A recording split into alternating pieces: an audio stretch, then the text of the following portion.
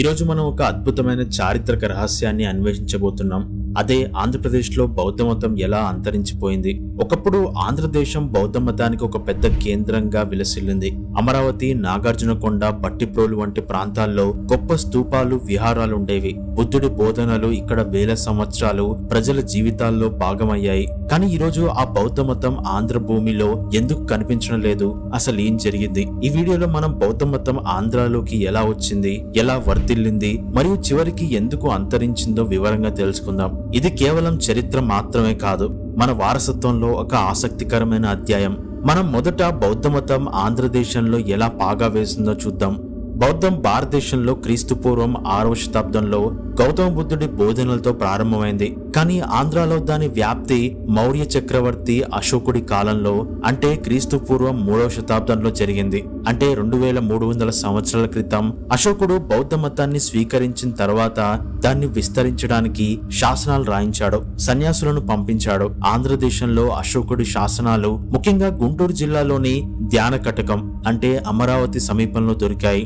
ఈ శాసనాలు బౌద్ధ మతం ఇక్కడ ప్రారంభ దశలోనే ఇక్కడికి ప్రవేశించింది అని చెప్తున్నాయి.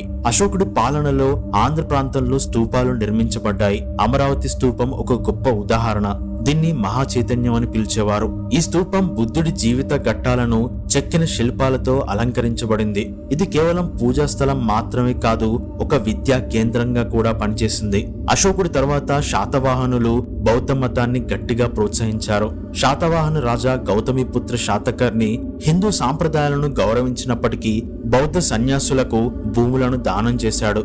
ఆంధ్ర తీరం వాణిజ్య కేంద్రంగా ఉండడం వల్ల బౌద్ధ మతం త్వరగా వ్యాపించింది. రోమన్ సామ్రాజ్యంతో వాణిజ్యం చేసే ఓడరేవులు కృష్ణా జిల్లాలోని ఘంటసాల అనే ప్రాంతంతో పాటు మోటుపల్లి ప్రాంతాలు సన్యాసులకు ఒక రహదారిగా మారాయి. ఈ సమయంలో బౌద్ధ మతం సామాన్య ప్రజల్లోకి వెళ్ళింది. వ్యాపారులు, రైతులు, కళాకారులు దీన్ని స్వీకరించేవారు.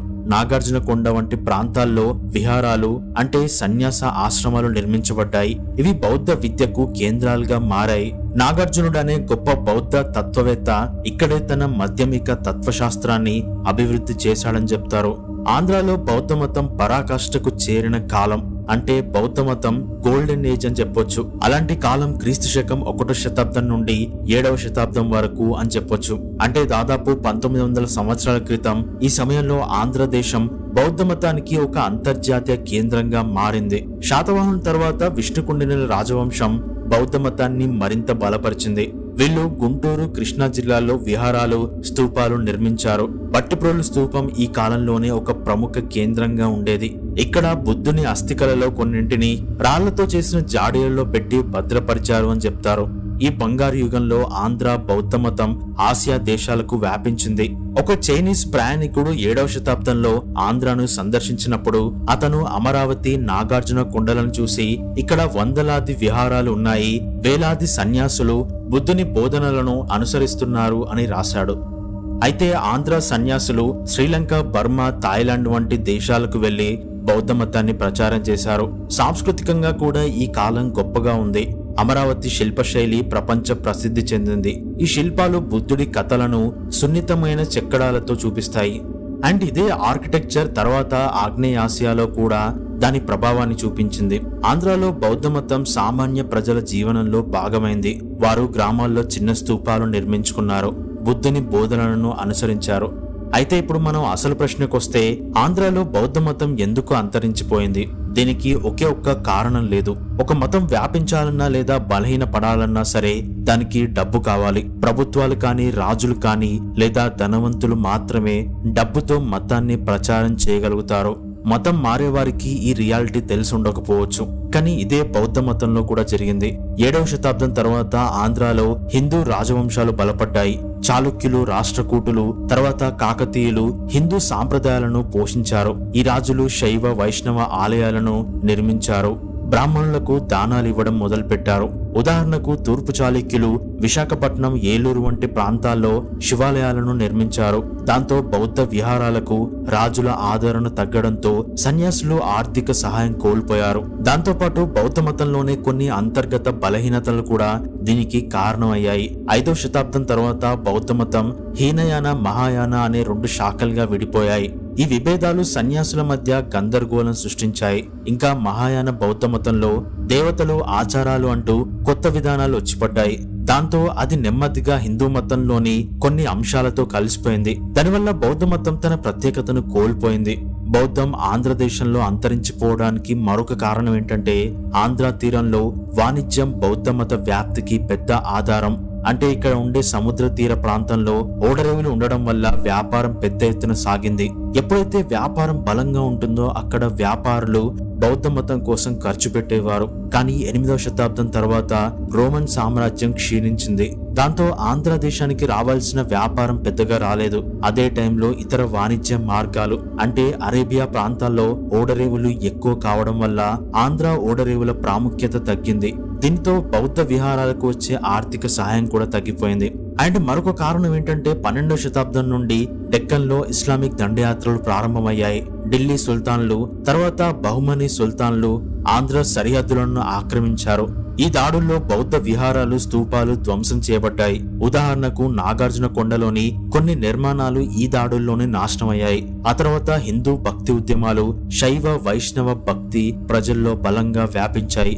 ఆల్వార్, నాయనార్ సాధువులు భక్తి గీతాలతో హిందూ మతాన్ని సామాన్యుల వరకు తీసుకెళ్లారు. ముఖ్యంగా బౌద్ధ మతం అనేది సన్యాస జీవితాన్ని ఎక్కువగా నమ్ముతుంది, దాన్నే ప్రోత్సహిస్తోంది.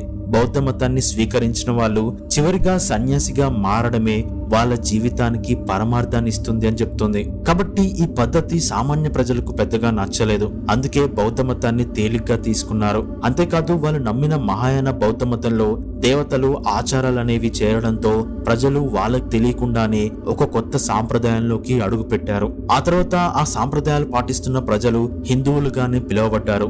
కానీ వాళ్ళు ఎప్పుడూ కూడా సనాతన ధర్మంలో అగ్రవర్ణాలుగా మారలేకపోయారు.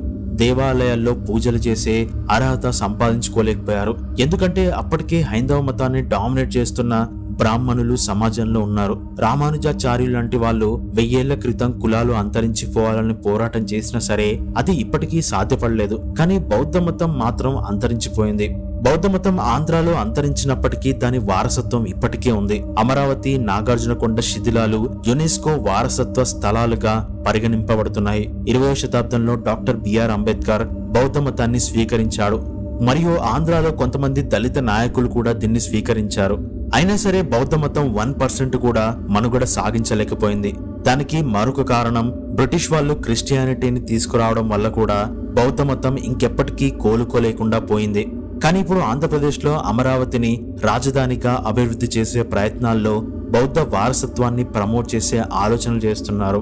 దీనివల్ల క్రిస్టియానిటీ వ్యాప్తిని ఆంధ్రప్రదేశ్లో అడ్డుకోవడానికి ఉపయోగపడుతుందనే ఆలోచనలు కూడా ఉండొచ్చు.